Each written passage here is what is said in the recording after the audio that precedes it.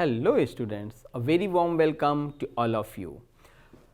भाई आज के इस उसमें हम लोग डिस्कस कर रहे हैं हिंदी में इस पर्टिकुलर वीडियो को। It is mean for IIT students, IIT JEE NEET pattern students. Fine. So this particular video is for NEET pattern questions. Basically all those students who are preparing for their medical entrance exams, उनके लिए हमने इसको prepare किया हुआ है। और ये कहीं ना कहीं जेई मेंस के जो क्वेश्चंस रहते हैं ना, 4 ऑप्शंस वाले, उसमें मैचिंग पे आता है। तो हम लोग करेंगे क्या इसमें, वही अपना पुराना मेथड, क्वेश्चन उसका फिर एक्सप्लेनेशन, ठीक है। और मैं कोशिश ये करूँगा इसमें कि मैं आपको थोड़ा सा शॉर्ट में ही एक्सप्लेन करूँ, बिकॉज अगर आप इफेक्टिवली देखो तो ये 10 क्वेश्चंस के लिए हम लोग अराउंड 30 मिनट्स लेते हैं। तो एक क्वेश्चन पे 3 मिनट, जबकि इफेक्टिवली आप देखो तो आपको एक क्वेश्चन के लिए 1 मिनट ही मिलता है ना। तो थोड़ा सा फास्ट मोड में भी हमें सीखने की आदत डालनी होगी। ये नहीं कि एक क्वेश्चन आया तो हम पूरे उसको एक्सप्लेन करने में लगे हुए हैं। हमें एक शॉर्टकट देखना भी, समझना भी आना चाहिए, ठीक है। Otherwise attempting 45 questions in physics is going to be almost difficult for any of the student who is not well prepared with the shortcut methods, ठीक है। तो थोड़ा सा शुरू करते हैं इसको। कैलकुलेशंस थोड़ी फास्ट रखनी पड़ेंगी आपको, fast in the sense practice करके, ठीक है ना, क्योंकि एग्जामिनेशन हॉल में you can't afford wastage of even few seconds, leave apart a minute. So here comes your first question. Before that ये आपका जो टॉपिक है वो रोटेशनल मोशन और सिस्टम ऑफ पार्टिकल से जुड़ा हुआ है। तो पहला क्वेश्चन आता है, diameter of a fly wheel is increased by 1%। Fly wheel एक डिवाइस होती है जो बेसिकली लगाई जाती है, से फॉर एग्जांपल स्टीम इंजन्स में हुआ करती थी। तो वो एक ऐसा होता है फ्लाई व्हील जिसमें मास कुछ पोर्शन में रीडिस्ट्रीब्यूट होता है, कुछ पोर्शन में मास होता है, कुछ में नहीं होता है, ठीक है। तो 1% है उसका डायमीटर का increase in its movement of inertia about the central axis is how much, ठीक। तो जो हमारा जनरल रिजल्ट है वो होता है I is equal to mr², किसी भी उसके लिए, ठीक है। फिर अब वो एक सॉलिड स्फीयर है तो 2/5 mr² हो जाएगा, सिलेंडर है तो इस टाइप से चेंज होता रहता है, बट जो जनरल रिजल्ट है वो I is equal to mr²। अब 2/5 वगैरह जो है वो हम कंसीडर अगर ना भी करें इसमें तो भी हमारा चलेगा ये, ठीक है। आइए, तो यहां पे क्वेश्चन हो गया। अब मैं इस पोर्शन में आपको इसका सोल्यूशन बता देता हूं, ऐसे करके कैमरा मूव कर जाएगा तो आपको दिखता रहेगा। अभी मुझे नहीं पता कि इसमें कौन सा करेक्ट ऑप्शन होगा, मैं मेथड आपको बता देता हूं आपको कौन सा यूज करना है। तो अगर ये कुछ पोर्शन छुप जाता है so please don't mind it, क्योंकि क्वेश्चन आपको ऑलरेडी मैंने पढ़ के समझा दिया है। I is equal to mr² आपका जनरल रिजल्ट होता है फॉर मोमेंट ऑफ इनर्शिया। एक काम करिए, दोनों तरफ लॉग ले लीजिए। आप में से बहुत सारे लोग कहेंगे ये क्या कोई जबरदस्ती की चीज है कि हम दोनों तरफ लॉग ले लें। भाई try to recall the first chapter dimensional analysis class 11th। उसमें एरर के लिए क्या करते थे हम लोग, चेंज के लिए क्या करते थे, छोड़िए एरर, चेंज ही तो था, एरर क्या था, चेंज ही था। तो यहां भी चेंज एक में गिवन है, दूसरे में हमें कैलकुलेट करना है, ठीक। तो ये मैं लिख सकता हूं log I is equal to log m plus 2 log r, चलेगा, कुछ नहीं किया, एक्सपेंशन कर दिया, ठीक। अब di बाई आई कर लेते हैं, तो ये 0 रख दीजिए, ठीक, क्योंकि ये तो मास तो कांस्टेंट रहने वाला है ना, प्लस 2 dr बाई r, ठीक। दोनों साइड में 100 से मल्टीप्लाई कर दीजिए, परसेंटेज निकालना है ना, इसलिए मल्टीप्लाई कर दीजिए। और देखिए इसमें डायमीटर का चेंज कितना गिवन है, 1% का, ठीक। तो इसको मुझे लिखना होगा, 0 की अब कोई जरूरत नहीं है, 2 इंटू 1/100 इंटू 100, ठीक है। तो सीधा सीधा आंसर हो गया 2%। तो उस हिसाब से अगर मैं देखूं तो C जो है वो मेरा करेक्ट ऑप्शन हुआ, ठीक। इन मेथड्स को हमें फास्ट मोड में लर्न करना सीखना है। ऐसा अगर कहीं क्वेश्चन आता है तो आप क्या शुरुआत करेंगे, उसके लिए मैंने आपको ये बताया कि take log both side and differentiate, and the same method we learn to follow during the error calculation in dimensional analysis chapter, ठीक है।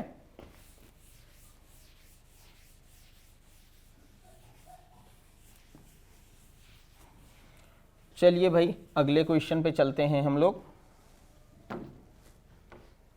क्वेश्चन नंबर 2, आई होप कि पूरा क्वेश्चन आपको विजिबल है।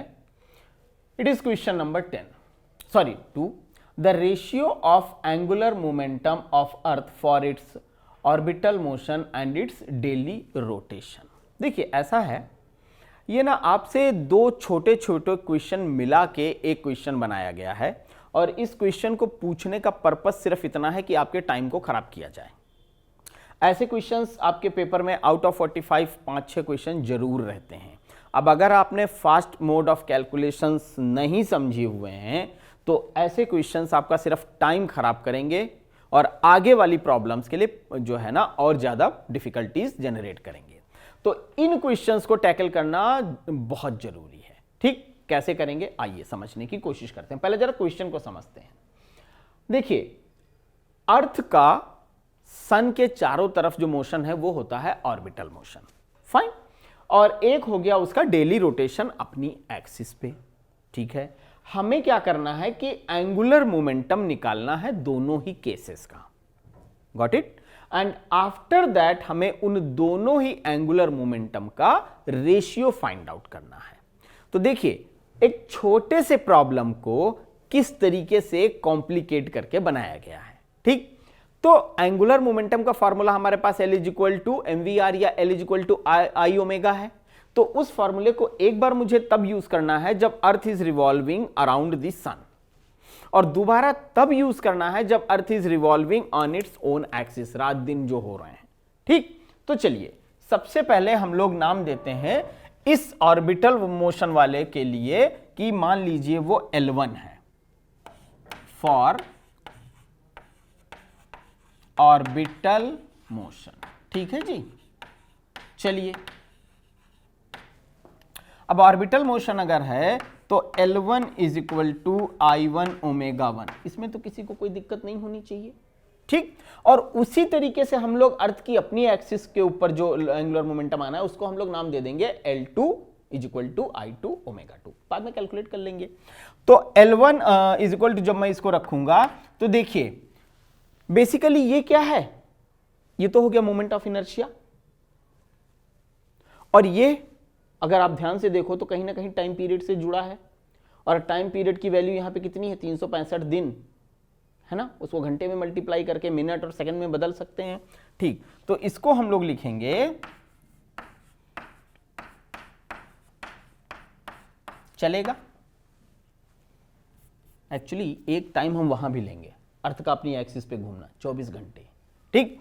तो इसमें जब मैं वैल्यूज वगैरह रखूंगा फॉर ऑर्बिटल मोशन तो मुझे L1 जो आएगा वो आएगा 2.66 into 10 to the power 40 kilogram metre square upon second, ठीक है। ये कैलकुलेशन मैंने ऑलरेडी करके रखा हुआ था, क्योंकि यहां अगर मैं ये कैलकुलेट करूंगा डिवाइड मल्टीप्लाई ऐड सब्सट्रैक्ट तो वो सिर्फ टाइम खराब करना है और कुछ भी नहीं है। अब आपको इन चीजों को ध्यान से देखना है, ठीक। चलिए इस वैल्यू को जरा मैं इधर रख देता हूं फॉर द टाइम बीइंग। तो L1 आया मुझे 2.66 into 10 to the power 40 kilogram metre square upon second, ठीक। चलिए भाई इसको वैल्यू को यहां लिखा रहने दीजिए।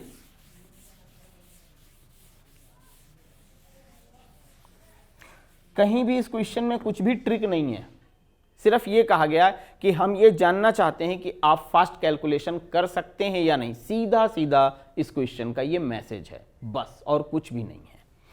चलिए फॉर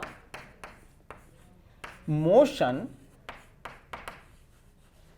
ऑन इट्स एक्सिस, मतलब अर्थ की अपनी एक्सिस पे, तो भाई L2 है ना, ये L1 मैंने माना था, L2 इज इक्वल टू इसको मैं कर देता हूं I2 ओमेगा 2, वही वैल्यूज।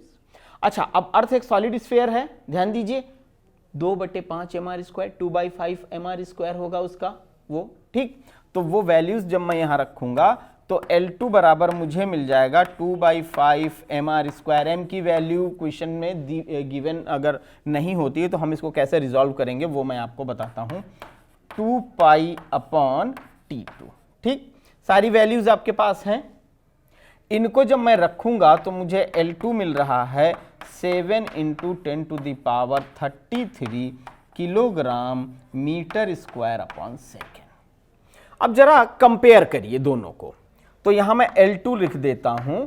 L2 है 7 × 10⁻33 kilogram metre square upon second. अब जरा ऑप्शंस देखते हैं, भूल जाइए थोड़ी देर बाकी चीजों को। इसमें कहा क्या गया है? इसमें कहा गया है कि L1/L2, अब ध्यान से देखो आप, मच ग्रेटर देन 1, अच्छा, smaller than 1, equal to 1, slightly greater than 1। क्या लगता है आपको ऑप्शन देख के? एक की पावर 40 है, दूसरे की पावर 33 है, तो 40/33 का अगर आप रेशियो निकालोगे तो रफली आपको मिलेगा 10⁻7 की रेंज में, है ना। और 10⁻7 की रेंज का मतलब हो गया very very greater than unity. तो पूरे के पूरे क्वेश्चन ने सिर्फ टाइम खराब करवाया और कुछ भी नहीं किया है। ठीक, अब इस क्वेश्चन को करवाने के पीछे यही सिर्फ एक मीनिंग है। आप पिछले सालों के पेपर उठा के देखिए, आपको फील आएगा कि अरे इतने सारे क्वेश्चंस तो सिंपल थे लेकिन कैलकुलेशन बहुत करवा दी गई। तो जरूरी ये नहीं है कि वो हर बार सिर्फ ये चेक करें कि आपको कितना आ रहा है। अगर आप ध्यान से देखो तो आपके क्वेश्चन को 5 कैटेगरी में डिवाइड करते हैं। पहली कैटेगरी जहां बेसिक चेक किया जाता है, दूसरी कैटेगरी जहां एप्लीकेशन चेक किया जाता है, तीसरी कैटेगरी जहां कैलकुलेशन, चौथी कैटेगरी वो है जहां आपका थिंकिंग को वो देखते हैं कि क्या आप 2-3 कॉन्सेप्ट मिला के अप्लाई कर पा रहे हो, और फिफ्थ कैटेगरी उन क्वेश्चंस की है जो रियली डिफिकल्ट क्वेश्चंस हैं, वो सिर्फ उन्हीं स्टूडेंट्स से होंगे जिन्होंने अच्छा प्रैक्टिस किया हुआ। कैलकुलेशन वाला तो आपको पता है, ये फॉर्मूला पढ़ना है, ये वैल्यूज रखनी है, oh my God, this multiplied by that multiplied by this divided by this power is out of bound. So these questions can solve anyone by some practice. So इस तरीके से आपको अपनी प्रिपरेशन को जरूर 5 सेगमेंट में डिवाइड करके चलना है। Question number 3, a spherical solid ball of mass 1 kg and radius r 3 cm is rotating about an axis passing through its center with an angular velocity of this much. Kinetic energy of rotation. इस पूरे question में क्या मुझे कुछ करने की जरूरत है?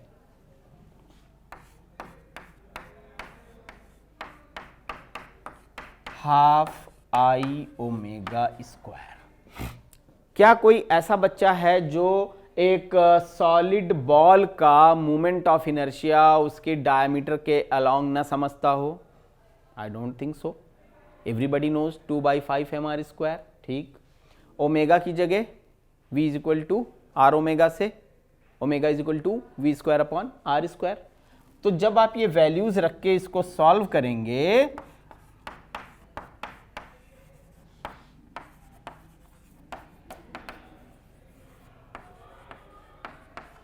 ये क्वेश्चन जो है ना, इसको मैं सेकेंड कैटेगरी में कहूंगा, इजी टू मॉडरेट। कुछ खास नहीं किया गया है, बस बेसिक फार्मूला डाल के कैलकुलेशन करवाई गई है। After solving and putting values,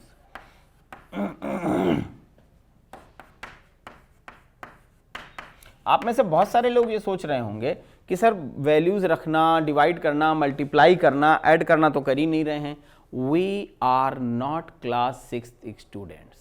We are not here to tell you 33 multiplied by 7 divided by 2 multiplied by 9. हमें ये पता होना चाहिए करना क्या है, रास्ता क्या है। We are mature enough. Very soon you all are going to become doctors, engineers. So accordingly, if you know the formula, putting values and solving is something that is very simple thing. Fine.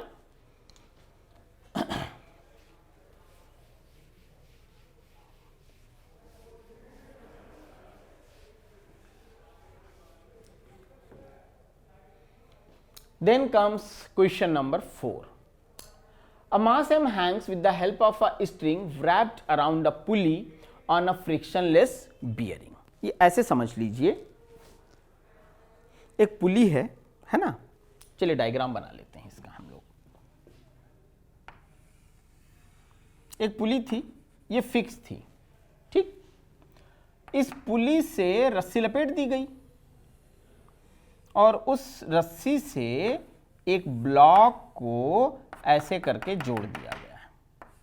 तो इसका tension ऊपर की तरफ लगेगा, है ना, और इसकी रेडियस r है, ठीक, और इसका वेट mg, कुछ कहा जाए या ना कहा जाए, इतना तो हम लोग अपने आप से ही बना लेंगे, और नीचे गिर रहा है तो एक्सेलरेशन a, ठीक। आइए, around a pulley on a frictionless bearing the pulley has mass m and radius r। अच्छा, वेरी गुड, इसका भी मास और रेडियस है, ठीक है। Find the acceleration of mass m। तो बेसिकली इसका भी मास m है, पुली का भी मास m है, और इसका रेडियस r है, वो तो चलो मैंने बाय डिफॉल्ट ही लिख दिया। ये रोल करेगी तो एंगुलर एक्सेलरेशन अल्फा भी आएगा। फाइंड द एक्सेलरेशन, अच्छा हमें a की वैल्यू निकालनी, गुड, ठीक।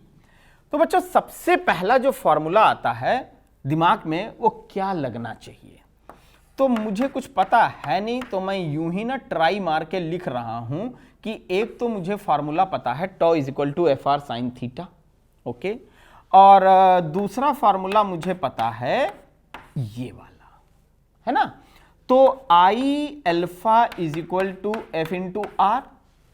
यहां पे जो कैपिटल आ रहा है मैं भी नहीं रख रहा हूं, मैं जनरल फॉर्मूले की बात कर रहा हूं। अच्छा, इस एफ में कहीं ना कहीं एक्सेलरेशन आएगा, तो एक बात तो कंफर्म हो गई कि मुझे अप्रोच ये वाली लगानी है, ठीक। अच्छा, दूसरा देखिए जरा, इस पुली के लिए आई मोमेंट ऑफ इनर्शिया हो जाएगा बच्चों mr²/2। अब यहां पे एक चीज आपके लिए बहुत ही इंपॉर्टेंट है, इस चैप्टर में, पूरे के पूरे चैप्टर में कई सारे मोमेंट ऑफ इनर्शिया हैं रेगुलर शेप बॉडीज के, प्लीज उनको याद रखने का प्रैक्टिस करिए। एग्जाम में अगर आप ये मोमेंट ऑफ इनर्शिया भूल गए तो भूल जाइए कि आपसे क्वेश्चन सही होगा, आपको माइनस के मार्क्स आने हैं। तो प्लीज ऐसी गलती नहीं करनी है। आप चाहे लिख लिख के करो, चाहे कलरफुल पेंसिल से एक बढ़िया से चार्ट पेपर पे ये ग्राफ बना, वो मतलब डायग्राम बना के उनके नीचे लिख दो, और जहां पढ़ते हो वहां चिपका दो, और फिर ऐसे देखते रहो, अच्छा सिलेंडर इधर घूम रहा है तो इतना, सॉलिड स्फीयर का इतना, यह प्रैक्टिस करो। एनी हाउ आपको कुछ जनरल शेप बॉडीज का जनरल मोमेंट ऑफ इनर्शिया याद रखना ही है, कोई ऑप्शन नहीं है। चलिए, तो I बराबर हो गया मेरा mr²। चलिए अब वैल्यूज रख देते हैं, और F जो है बेसिकली वो कुछ और नहीं है बल्कि टेंशन है ना, ये वाला टेंशन जो है ये F है, यही F है हमारा, ठीक। तो इसको जब मैं रखूंगा तो मुझे सॉल्व करने के बाद मिलेगा T is equal to ma²/2, नहीं ma/2, ठीक। ये वैल्यू जब मैं रख लूंगा, और उसके बाद मुझे जो फॉर्मूला लगाना है वो क्लास 11th का चैप्टर नंबर कितना है, ये आपका third chapter I think, laws of motion. तो mg minus T is equal to ma, values रख दीजिए। तो आपको t बराबर सॉल्व करके t की वैल्यू रख दीजिए, क्या करना है इतना दिमाग लगा के, सिंपल t की वैल्यू रिप्लेस करते हैं, तो a बराबर मुझे मिलेगा 2/3g। और ये बड़ा ही बेसिक सा क्वेश्चन है जो नॉर्मली आपसे पूछा जाता है। तो 2/3g, अब हम लोग जरा ऑप्शन चेक करते हैं, तो ये हमारा ऑप्शन बी जो है वो करेक्ट आता है, ठीक है। पूरे पेपर्स में ऐसे क्वेश्चंस में जो मैंने एनालिसिस के बेसिस पे देखा, कहीं कुछ ऐसा नहीं है कि बहुत घुमा फिरा दिया जाए, खास करके नीट एग्जाम के लिए लगभग बेसिक क्वेश्चंस ही रहते हैं। हाँ, ये जरूर है कि थोड़ा सा क्वेश्चंस को ट्विस्ट देते हैं। The new duster is ready and the new question is also ready. What torque will increase angular velocity of a solid disk of mass 16 kg and dia 1 meter from 0 to 120 rpm in 8 seconds? अच्छा, ये question मैंने pick किया क्यों? Actually क्या है, इस question में simply हमें एक फॉर्मूले का थोड़ा सा ना चेंज परसेप्शन देखना है, मेकअप करके उस फॉर्मूले को देखना है और सीधा वैल्यूज रख देनी है। मैं ये बताना चाहता हूं आपको कि अगर आपकी प्रैक्टिस फॉर्मूलों को लेके और कॉन्सेप्ट्स को लेके बहुत अच्छी है तो डेफिनेटली आपको बहुत अच्छा एज मिलने वाला है इन एग्जाम्स में, ध्यान रखिएगा। ठीक, तो चलिए टॉर्क की बात की गई है तो कहीं ना कहीं आपके मन में तो ये फॉर्मूला जरूर आएगा, tau is equal to I alpha. ठीक है, आने दीजिए, अच्छी बात है, tau is equal to I alpha. इस टाइप का कुछ रिजल्ट मुझे यूज करना है। अच्छा, आई जो है वो मोमेंट ऑफ इनर्शिया डिस्क का है, तो डिस्क का moment of inertia M R square by 2 चलेगा। ठीक है, ठीक, तो I is equal to M R square, जब मैं करूं half M R square by 2 करूंगा, एम आर स्क्वायर बाई 2। अब इसमें मैं वैल्यू रख लेता हूं अगर, है ना, तो 16 इंटू 1 1 जा 1 1 और ये फिर आएगा आपका इतना जो है आर स्क्वायर रेडियस, डायमीटर 1 है तो ये 0.5 हो गई, उसका ऑफ करेंगे तो 0.4 हो जाएगा। अल्टीमेटली ये आपको 2 यूनिट्स यानी 2 किलोग्राम मीटर स्क्वायर आपका मोमेंट ऑफ इनर्शिया आ जाएगा। ठीक, ये देखिए ना, 1 है, 1 मत रखिएगा, 0.5 का स्क्वायर रखना है। ठीक, तो ये मुझे मिल गया मोमेंट ऑफ इनर्शिया 2 यूनिट का, नो प्रॉब्लम। आइए अब जरा फार्मूले पे डालते हैं नजर। मैं सीधा सीधा एक फार्मूला लिख रहा हूं, एक्चुअली ये कोई नया फार्मूला नहीं है, वही अपना पुराना फार्मूला है, मैंने बस थोड़ा सा ट्विस्ट कर दिया। ठीक, देखिए कैसे, alpha is equal to 2 pi, ठीक, within bracket, fine, so ये हो गया n2 minus n1, number of rounds upon T. ठीक, अब जरा वैल्यूज रख लेते हैं, तो tau is equal to I alpha, I मिल गया था, tau is equal to F into R, सीधा सीधा अल्फा में मैंने वैल्यूज रखनी है इसकी, तो इन वैल्यूज को रखने के बाद जो मुझे आंसर आएगा वो है कि torque will increase angular velocity, तो जब मैं इसको सॉल्व करूंगा तो मुझे मिलेगा पाई बाई 2 रेडियन पर सेकेंड स्क्वायर। ठीक है, तो वो आप वैल्यूज को यूज कर लो तो आपको फिर ये आंसर जो है ये तो जो आपका आएगा वो तो अल्फा आएगा, tau is equal to I alpha, वहां पे 2 निकला था, 2 से 2 कैंसिल हो जाएगा, अल्फा की वैल्यू मेरी इतनी निकल गई ना, और आई की वैल्यू 2 निकली थी। तो चलिए मैं लिख ही देता हूं, वरना आप में से कुछ लोग काफी सारे कंफ्यूज हो जाएंगे। आई 2 अल्फा पाई बाई 2, चलिए भाई 2 से 2 खत्म, सिंपल।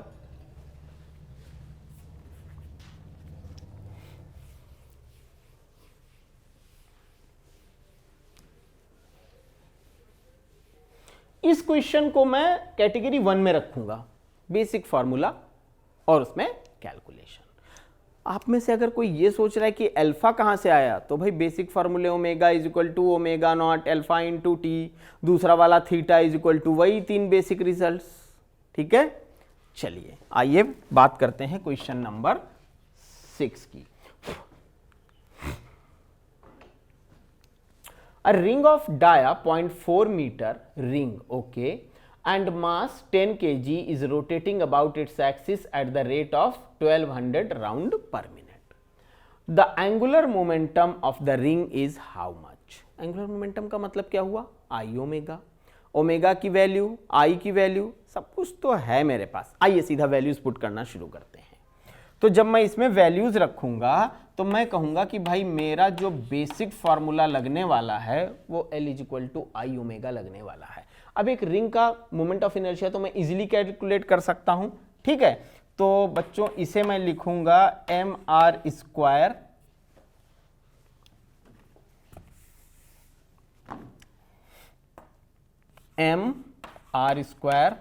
इंटू 2 पाई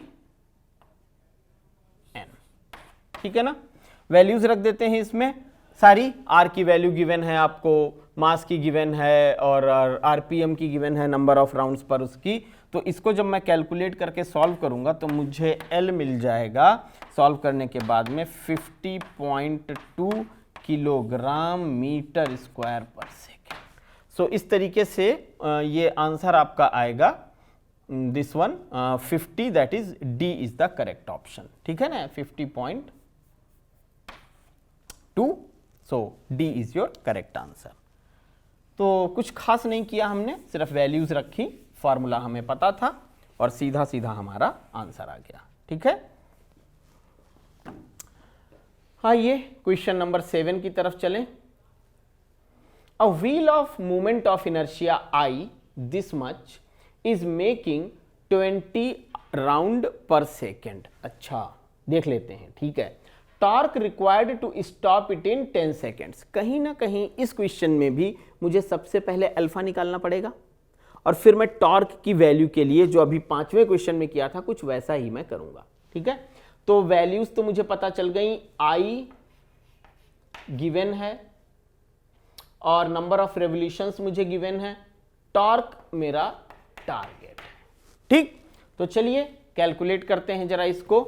अच्छा, सजेशन मेरा हमेशा ये रहता है आप लोगों को कि जब भी ऐसे प्रॉब्लम वाले हम लोग वीडियोस देखें तो क्वेश्चन मैं समझा देता हूं, बता देता हूं, उसके बाद आप वीडियो रोक दिया करें, आप फिर अपने से ट्राई कर लो उसको एंड देन वीडियो रन करो। तो फिर मैंने सोल्यूशन उसमें गाइड किया ही हुआ है, तो आप मैच कर लो कि क्या आप सही डायरेक्शन में रहे या नहीं रहे, क्या किया। ठीक है, चलिए आइए जरा इस 7th क्वेश्चन को हम लोग देखते हैं। तो वही अपना formula tau is equal to I alpha, basic result. अच्छा, tau is equal to I alpha में हम इसको जब रखेंगे तो मैं ये कह सकता हूं कि ये हो जाएगा मेरा आई इंटू अल्फा के लिए मैं क्या लिखूं, 2 पाई n2 minus n1 upon T. अभी थोड़ी देर पहले मैंने किया था, तो ये हो गया भाई 2 पाई n2 माइनस n1। कोई वैल्यू रखने में दिक्कत नहीं आनी चाहिए। इसको मैं सॉल्व कर लूंगा and after solving it when I put the values as I is directly given. देखिए सबसे अच्छी बात इस क्वेश्चन की क्या है कि moment of inertia as it is आपको दे दिया गया है। ठीक है ना, तो रोकने का मतलब क्या हुआ कि फाइनली कोई आरपीएम रही नहीं जाना है, तो ये 0 हो जाना है। तो अल्टीमेटली जब आप इसमें वैल्यूज आप पुट कर लोगे तो आपको आंसर आएगा 2 pi into 10 to the power -2 newton metre. इस क्वेश्चन को भी मैं इजी कैटेगरी में ही रखूंगा।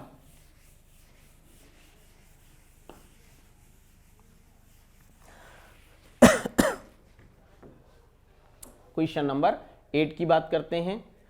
A rigid spherical body is spinning around an axis without any external torque. अब वो रिजिड बॉडी कुछ भी हो सकती है, मुझे पता नहीं है वो क्या है। Due to temperature its volume increases by 3%। अच्छा, the percentage change in its angular speed is how much.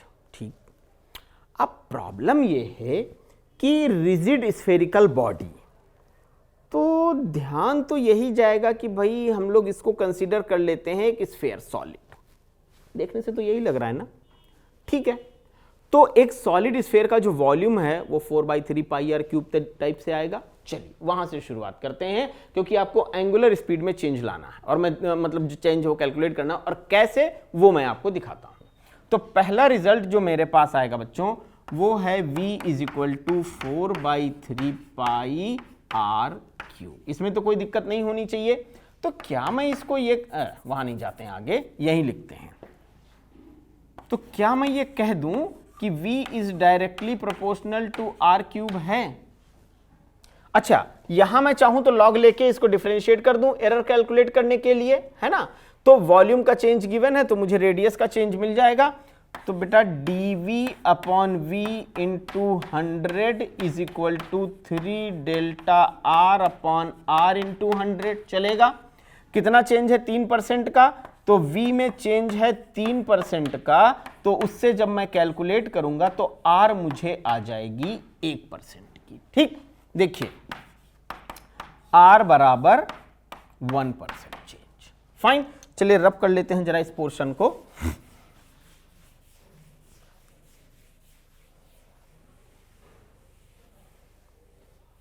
अब मोमेंट ऑफ इनर्शिया की बात की गई है। ठीक, तो भाई I बराबर होता है mr स्क्वायर, जनरल रिजल्ट। अब सॉलिड बॉडी है तो भाई 2/5 mr स्क्वायर रख लीजिए, ना भी रखते तो भी हम ये कह सकते थे, लेकिन अब आप लोगों में से कुछ लोग ये बोलेंगे सर ये क्या बात है, पूरा फार्मूला तो आप लिख नहीं रहे हो। चलो भाई लिख दिया हमने। कितने का चेंज आ रहा है, तो इसमें चेंज आ रहा है 1% का। ठीक, तो अल्टीमेटली जब आप इसको सॉल्व करोगे तो घटने वाला रिड्यूसिंग आपको जो है स्पीड में चेंज आएगा, और वो चेंज हो जाएगा बच्चों -2% का। ठीक है, सीधा सीधा रिजल्ट आपको वैल्यूज पुट करनी है।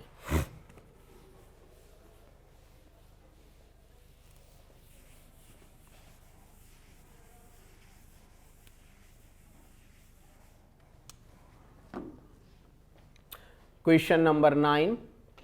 A rupee coin starting from rest rolls down a distance of 1 meter on an inclined plane at angle of 30 degree with the horizontal. Assuming that g is equal to this much, कितना time ये लगाएगा, है ना। चलिए diagram बनाते हैं।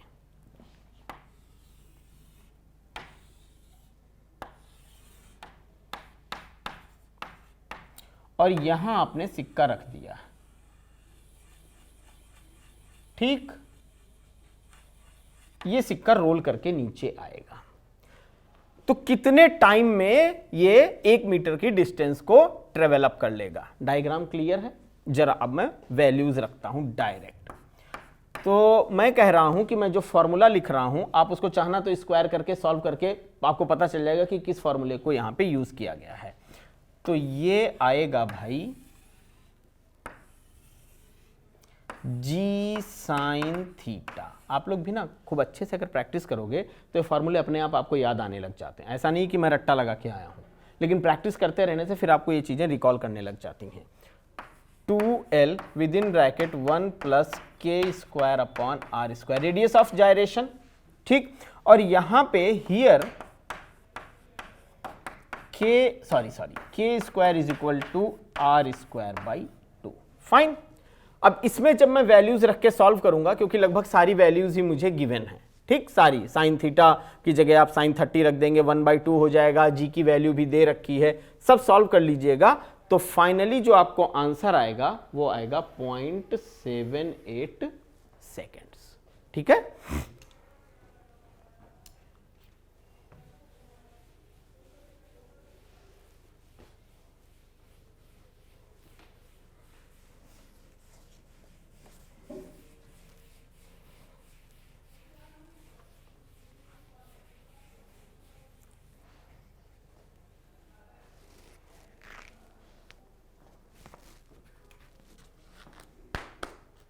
चलिए भाई नेक्स्ट क्वेश्चन पे चलें, जो कि मेरे ख्याल से इस वीडियो का आखिरी क्वेश्चन भी होगा।